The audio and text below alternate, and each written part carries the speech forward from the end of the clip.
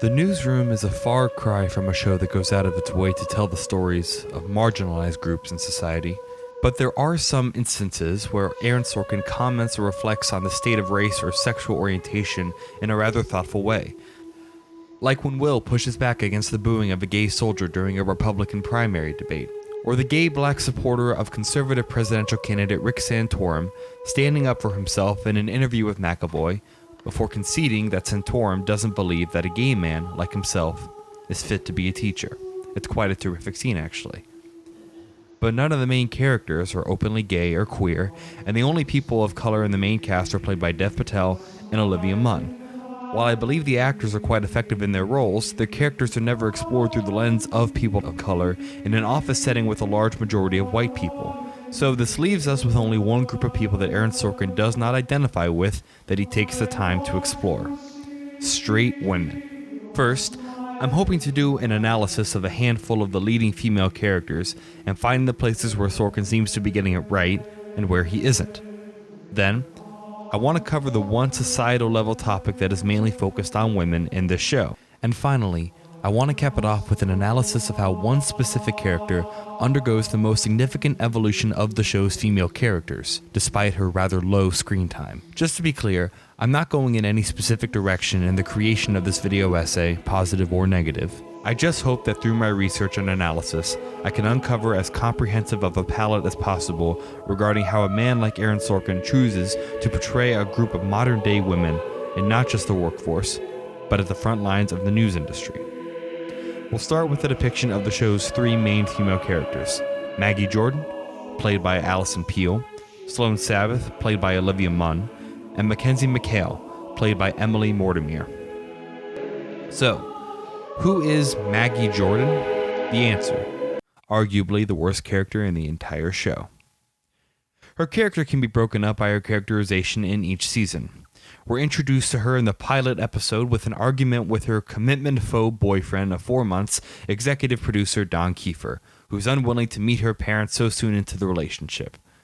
Standard, cookie-cutter relationship conflict that doesn't even extend beyond this one episode is how we're introduced to two vital members of the cast.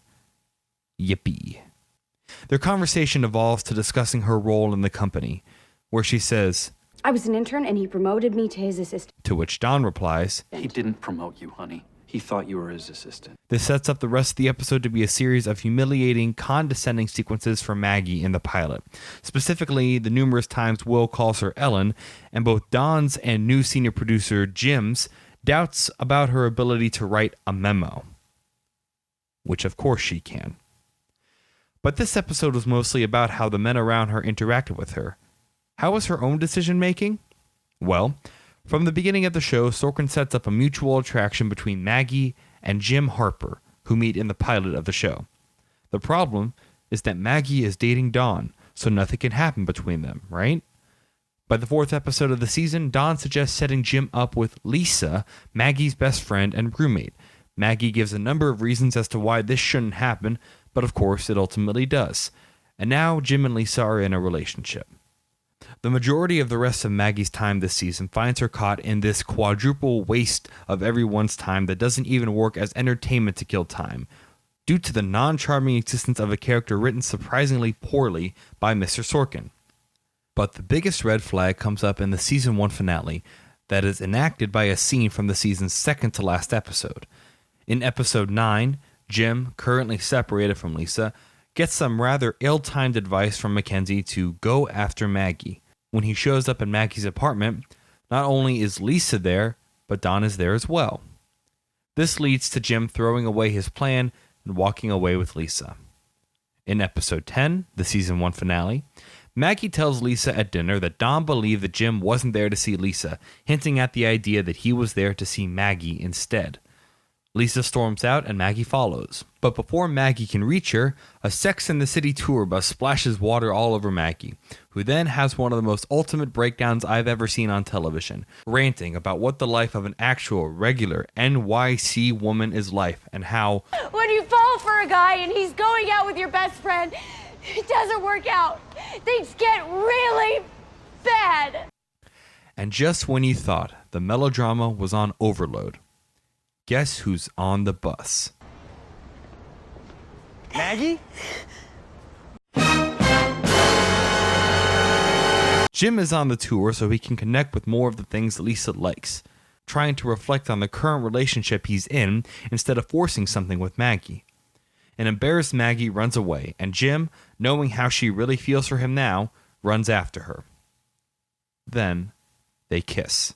By the end of the episode, Maggie is still with Don, and Jim is still with Lisa, and at this point I'm exhausted with this storyline. Not only is the first season of Maggie's character arc covered in stupid romantic cliches, but is also filled with terrible decision-making and attempts to sabotage both hers and Lisa's relationships that not only make her a pitiful character, but an unsympathetic one as well. Sorkin must have seen the criticism of Maggie Jordan after season 1, because in season 2, she gets metaphorically gut-punched numerous times, sometimes effectively, other times not so much. It does this first via the immediate fallout from a Sex and the City rant/kiss. Dawn, having built up the courage to move in with Maggie, is sent an email from Maggie's cousin with a YouTube link that has Maggie's rant by the tour bus recorded. Dawn moves out and breaks up with her immediately, no questions asked. Then the following episode, Lisa discovers the link and effectively tells Maggie that their relationship is no longer as friends but as tenant and landlord, before breaking up with Jim just by sending him the link. That's pretty much what he deserved too. The reason I appreciate these moments is because, as opposed to what the events of the first season would have you believe, the recklessness in which Jim and especially Maggie handle relationships has consequences. Their lack of maturity deals them what they deserve: time to be single and grow as individuals so that they can work to be better partners down the line. What's Maggie's first step in this? Attempting to advance her career by traveling to report on a story in Uganda where Maggie befriends a small black boy named Daniel, who eventually gets shot and killed in front of her by armed cattle raiders wanting their ACN camera, leading to severe PTSD and the cutting off of most of her hair. Classic Fallout stuff. On first viewing, I appreciated that her emotions were being significantly stirred up by something not relationship related, and looking back on it, this still stands. However, it's also highly problematic that the death of a young black boy in Africa serves as the catalyst for the blonde white girl to undergo severe trauma. Vulture put it best when they said, quote, "It was only because of her need to advance her own career that Daniel died. One of those butterfly effect quirks that make a reporter's stomach churn." Aaron Sorkin solved one problem by creating another. He gave one of his leading female characters the opportunity to be emotionally affected, long-term, by something that isn't her attraction to a man. So what does it end up being? Feeling bad for the black African kid that died in a place she had no business being in. By season 3, she appears to have recovered about as highly as a person can, proving herself useful in reporting on the Boston Marathon bombings when the anchorman she's working with gets food allergies. Is it just me, or did she age 10 years this week? This demeanor carries throughout the rest of the season, but Sorkin just can't help himself with putting his characters in idealistic scenarios where relationships that appear to be, meant to be, are. Jim and Maggie get together in the show's second to last episode for no other reason than Dawn and Sloan Sabbith are together now, and Jim and Maggie are supposed to work out. Sorkin set the bar for female characters quite low with Maggie Jordan, a relationship-driven mouthpiece who only starts becoming an active and powerful presence for ACN 2/3 of the way through the show. This is even more disappointing, given the promise of many other female characters on the show, including one of my favorite characters in all of television, Sloan Sabbith. Sloan Sabbith, in a couple of words, is perfectly imperfect. Quite literally the smartest character on the show. You put shit in her head. Zane, she's got 50 IQ points on both of us. There's nothing I can put in her head. She's introduced in the second episode of the show as someone who You'd be making a lot more money as an analyst at Goldman.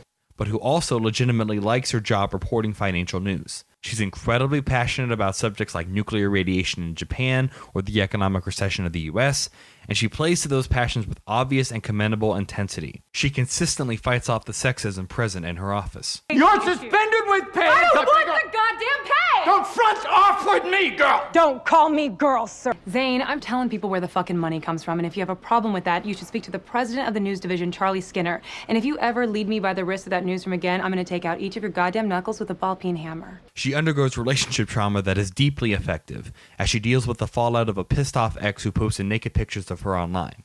She also gives the appropriate response to this individual. From this unhealthy relationship comes arguably the most satisfying and entertaining relationship of the show between Sloan and Dawn, now Sloan's executive producer. Finally, she's just damn entertaining, and Olivia Munn gives a terrific performance, both of which lead to Sloan having some of the show's best lines. You know how there are tall women who don't mind dating shorter guys? I don't mind that you're dumb, and Dawn, I mean that. Why does it have to be like this? Because you're a nerd and I'm a nerd, and you make nerds look bad. No, I make nerds look good. I mean, The greater fool is someone with the perfect blend of self-delusion and ego to think that he can succeed where others have failed. This whole country was made by greater fools. Despite the terrific acting and written dialogue on display here, one area in which the show slightly undercuts Sloan is by overplaying her physical appearance, a topic that is referred to in her very first scene of the entire show, Season 1, Episode 2, when executive producer Mackenzie McHale recruits Sloan as an economic expert to talk on Will's show for 5 minutes every night. After Sloan offers her more qualified male colleague for this position, Mackenzie responds, Yeah, the thing is, they're not going to have your legs. I'm sorry, but if I'm going to get people to listen to an economics lesson, I've got to find someone who doesn't look like George Bernard Shaw. I would not ask you if I didn't think you were qualified. On one hand, it's impressive that Sorkin understands the environment in which his characters produce the news, one that realistically measures audience response to on-screen personalities, no matter how problematic that may be. However, Mackenzie's actions of recruiting a female correspondent for her looks in order to maintain an audience plays into a trend that we see in mainstream cable news today. Just look at the current leader in cable news ratings, Fox News. A quick Google search of Fox and Friends will find a variety of female correspondents sitting in dresses that reveal their legs between two guys, and I'm sure it's a complete coincidence that every shot of The Five on Fox News shows a group of anchors with a woman's legs conveniently sitting beneath the left side of the table. Total accident indeed. One other problematic instance of using Sloan's physical appearance for the benefits of ACN is when Neil Sampat, the social media expert of ACN, asks Sloan if he can anonymously post slanderous comments about her on a chat room as a way to get in with a group of online trolls. When Sloan asks what the comments would be, Neil says, Something along the lines of, she screwed her way to the top and she's got a big ass. Sloan quickly responds with, Listen to me, Sampat. Do I? Sloan's first response to this attempt by Neil to be made a guinea pig of the newsroom and to have false accusations of sexual misconduct be made against her is to wonder if her ass is too big. A problematic response, to be sure. Overall, despite these occasional flaws and missteps in his writing of the character, Sorkin, in my estimation, knocked it out of the park with Sloan Sabbith, a dynamic, confident, intelligent, and funny character who often provides the show with its best subplots, one-liners, and emotional beats. Which leads us to the mixed bag of Aaron Sorkin's female characters, that is Emily Mortimer's Mackenzie McHale. Mackenzie McHale is Will McAvoy's executive producer on Newsnight. In the pilot episode, we're told that she's been reporting in the Middle East for years, and she's seen a number of traumatic events during that time, including suffering a stab wound. We also learned that before that, Mackenzie was one of the best executive producers in the business, and her and Will were dating until Will found out Mackenzie was having an affair and dumped her. But after the events that took place at Northwestern, Charlie Skinner, Will's boss, hires her to be Will's new EP so as to get Will out of the funk he's been in for a while. From then on, Mackenzie does everything in her power to rejuvenate Will's show, with a take on news that calls for accountability, factual reporting, and a lack of sensationalism. In many individual scenes, Mackenzie is a highly entertaining character to watch. Sorkin does a terrific job of visualizing the ways in which Mackenzie conducts the news from behind the scenes. She's also terrifically endearing, funny, and bolstered by a wonderful performance from Mortimer. This is a blessing in disguise. I say the power going out is the best thing that ever happened to us. I say the power going out is what is gonna save this son of a bitch! Unfortunately, her character suffers from a setback that often drives characters like hers into the dirt. Comedian Amy Schumer is a well-vocalized fan of Aaron Sorkin, and one of the funniest sketches from Comedy Central's Inside Amy Schumer was a parody of Aaron Sorkin's style of television entitled The Food Room. It has many of the hallmarks of a show like The Newsroom: walking and talking, 1,000 words a minute, and over-the-top angry freakouts. Huh?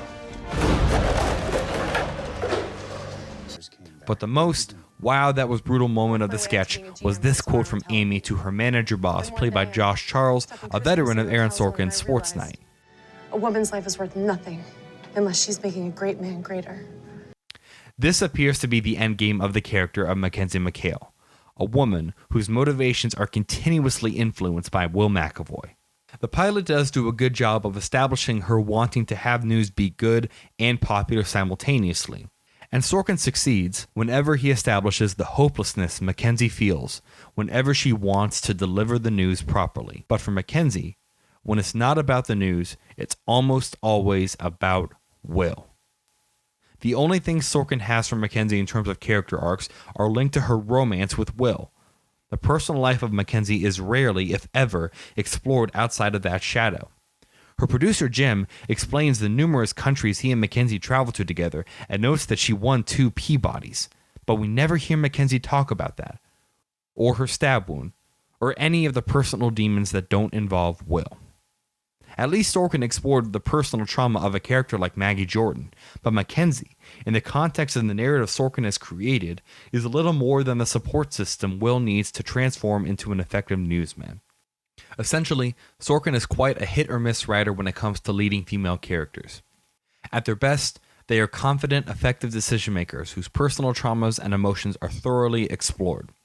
But at their worst, Sorkin's female characters fall into tired cliches and male-reliant set-pieces, failing to develop any distinct personalities for themselves. Before we move on to the next topic, aka the one subject the show covered for more than a minute or two that most directly applies to women, I'm going to spoil the topic with this trigger warning for anyone who is triggered by the topic of sexual assault and or rape. Details of said acts will be avoided for the most part here, but we will be discussing the conversations surrounding it, especially regarding how society's institutions react to instances like this. I should also clarify that, of course, men can also be victims of sexual assault as well and need to be heard and taken just as seriously. However, for the purposes of this video essay, I will be focusing on this topic as it relates to women, so as to examine the systemic societal reaction to the sexual assault of women specifically, which is much more of a pervasive problem in our society and is the route the show itself tackles. This topic doesn't make its way into the show until the second to last episode of the entire series, Season 3, Episode 5.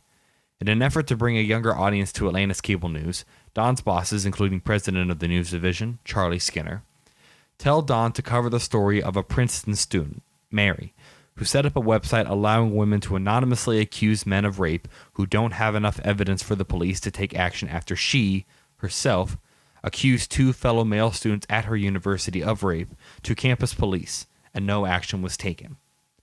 Not only do Don's bosses want Don to interview the accuser and the accused, they also want Mary and Jeff, one of the 2 men she accused of rape, to come into the ACN studio and be interviewed live on air at the same time. But before that completely non-problematic plan can be put into effect, Don does his homework and is able to find Mary's dorm at Princeton. Before he starts interviewing her, we hear the sound of an a cappella group called the Footnotes singing. Don asks if she would like to do the interview somewhere else. When Mary says it's kind of relaxing, Don clarifies that he would prefer not to be left alone with a woman in her dorm room. Mary then asks, "You want witnesses in case I say you forced yourself on me?" No. She follows this up immediately with, "I was raped." I wasn't worried about I was raped. As previously stated, I won't share many details of the act here beyond the fact that Don himself finds Mary to be credible and Jeff to be sketchy. It's also important to lay out the details of how Mary went about accusing her rapist following the act. And the next day you called the police. City police, campus police, and the DA's office. I know who the 2 guys are, and I know where they live. That should be the easiest arrest they're ever gonna make. Nobody pursued it. But the discussion the 2 of them have about rape culture, presumed innocence, and the presence of the media throughout all of this is incredibly eye-opening, to say the least. Unfortunately, what gets sacrificed for a discussion of these topics is a thorough reading of the roles colleges play in the process of handling sexual assault cases. At no point do Don or Mary refer to the failings of the university relating to campus culture that causes these attacks or the consequences students face or don't face when they occur. If universities are referred to in this discussion, they're lumped into the same boat as the legal system at large. a flaw that doesn't allow for distinctions between the two, and that doesn't address the sexual assault epidemic on college campuses specifically. Just something to keep in mind while viewing this section. I thought I could come up with some creative way of dissecting their conversation, but I realized that digging through it as chronologically as possible would be the only way to do it justice. After Dawn tells Mary what ACN's plan for the interview is, Mary appears to be completely on board. Then Dawn says, I'm here to beg you not to do it.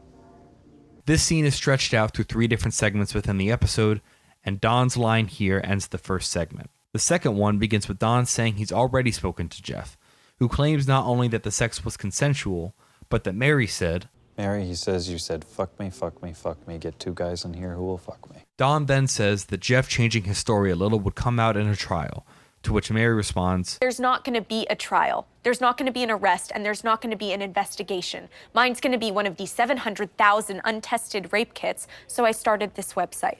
Her point about the rape kits is quite a credible one, given that currently there are hundreds of thousands of untested rape kits in this country. What makes this dialogue so complicated is that Dawn never once denies her side of the story or any of the facts she brings up. But as soon as she starts saying that her website would serve as a PSA to women to not go on a date with any of these guys, Dawn's first response is, Guys. Do not give these guys a job ever. Wait. It's a classic sympathy towards the accused rapist response that out of context is highly problematic. He follows this, however, with, Don't you think there's a chance that somebody's going to use the site as revenge? That somebody's going to make up a story and ruin a kid's life? She responds with the following. Yes, I think there's a chance, and I've weighed the cost benefit. I have. If another girl got raped because I didn't say anything, or because someone else didn't say anything, I know. You don't know. And you're right about that, too. Then what am I wrong about?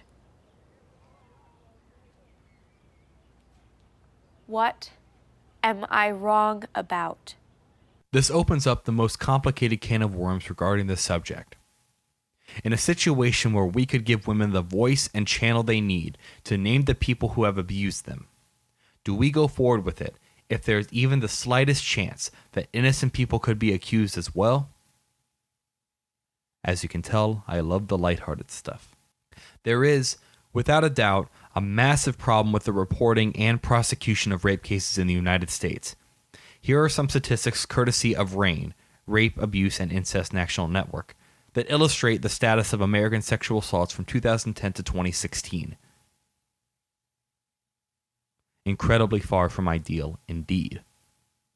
Mary does have every legitimate reason to want to make this website, but I don't want to discount Dawn's POV entirely.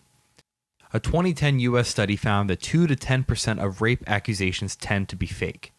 Granted, this is a pretty small figure, but in my opinion, the 2 gravest mistakes the criminal justice system can make that need to be avoided at all costs are letting guilty people walk free and condemning innocent people to time in prison, if not death. Most of us scoff at the fact that OJ wasn't prosecuted for murder about as much as we lambast the death penalty of the fact that numerous people put to death have been found innocent after said death. Mary and Dawn, in fact just about everyone, want the same thing: for guilty people to go to jail and for innocent people not to. But their perspectives are coming from completely different places. So is Mary right to put up her website? I don't know. I honestly don't. But I don't believe she's wrong. Mary asking Dawn what she is wrong about ends the second of 3 segments. No answer is immediately provided. The third and final segment begins with them agreeing that the current justice system fails rape victims, but with Dawn adding that the law wasn't built to serve victims. This leads Mary to ask Dawn if he believes her. Dawn says that of course he does. Mary pushes back for a more elaborate answer. I've heard 2 competing stories, one from a very credible woman who, as far as I can see, has no reason to lie. The other from a guy I judge to be a little sketchy who has every reason to lie, and I'm obligated to believe the sketchy guy. The first major red flag of the scene is followed by Mary telling him that he himself is not legally obligated to presume innocence. Dawn then says, I believe I'm morally obligated. This moral obligation is never expanded upon, but his possible legal obligation is in the second major red flag, when he says, I'm the guy who goes around saying OJ is not guilty because a jury said so. So, there's multiple levels to unpack here. First of all, the character of Don Kiefer is certainly an evolved one. The first season saw himself as the douchebag of the newsroom. I have to cover Natalie all the way. And you guys just set me up to look like an asshole before I even got a chance to get started. That wasn't Shut up. Get in the game, would you please? I am in there doing everything I can to get Mac to get him to go to you, and he is doing it. He is inviting you to become a star. Would you stop being so fucking enthralled with the act of punching a ballot? But he is trying to do good, and he's risking a lot to do it. And you and Reese Yeah. Let's break up. just don't. No. This happens right up until the last episode of the season, where Sloan tells Dawn, I don't know who told you you're a bad guy, but somebody did. Somebody along the way. Somebody or something convinced you of it because you think you're a bad guy, and you're just not. The following two scenes have Dawn centered as one of the key voices of reason whose heart is actually in the right place. And one of the prime times this side of him is shown is in Season 2, Episode 2, as he tries to convince Will to cover the case of Troy Davis, a man on death row who Dawn believes, and a large number of other people, including the Pope, believe, is innocent of killing a police officer. Will then pushes back with a line that evokes Dawn's attitude in the case of sexual assault. Just now. He had a trial and the jury reached a verdict. He had a trial. Because the jury said so. The only way in which this scene isn't a contradiction of his case on Troy Davis is if it stems from the idea that a person needs to be proven guilty without a reasonable doubt, which would be at least somewhat palatable. But once he throws out his OJ line, he kills any consistency within his character. A jury found Troy Davis guilty as well, but Dawn went to the Matterhorn to try to get him clemency, despite the jury's stance, again, a line that Will hit him with that he is now hitting this rape survivor with. Which is quite incredible, actually, because the major final point of disagreement between these two characters finds Dawn 100% in the correct line of thinking. After Mary tells Dawn that he can't imagine what she's thinking or going through right now, Dawn agrees, but adds, But it is a huge, dangerous, scary as shit mistake to convene your own trial in front of a television audience. He goes on to describe the lack of legal proceedings and objections that would take place there as opposed to a courtroom, and states that the law can acquit, the internet never will. Mary then, while sidestepping the current conversation, brings up another highly important factor by telling Dawn the advice that she gets in pamphlets now. Say you have a boyfriend. Wear a wedding ring.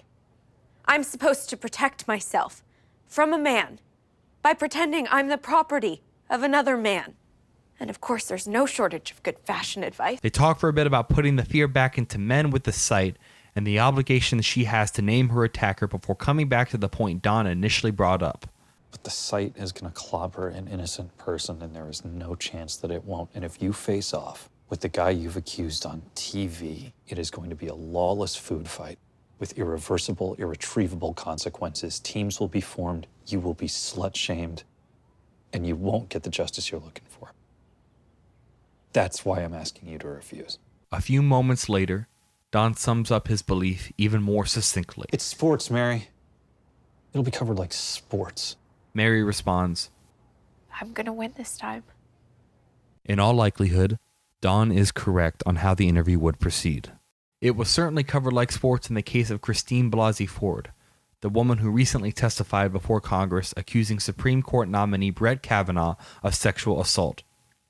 The teams were formed, and while she might not have been slut-shamed, certain individuals couldn't help but talk about her as if she were an object. Have you found Dr. Ford credible? Well, it's too early to say.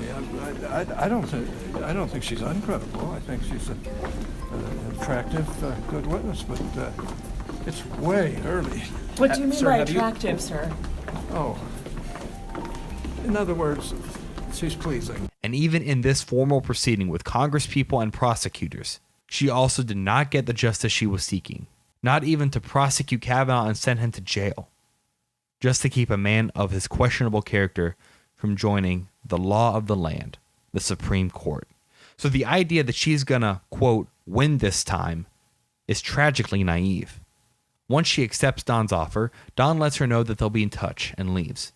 Fast forward to the end of the episode where Charlie Skinner asks if Dawn got the Princeton girl. Knowing that Mary said yes to his offer, Dawn says no, because he couldn't find her. Dawn is disregarding both his bosses and a move that would bring a lot of internet traffic and a younger audience to a show just to protect the reputation of a woman who, as I and many others certainly agree would not have gotten the justice she was looking for. However, Dawn's decision actually leads me to my biggest critique about the show's handling of gender dynamics. When two men raped Mary and took away her choice to not have sex, they took away her agency. And when Dawn stripped Mary of her decision to be interviewed on the news with her rapist, Dawn did the same thing.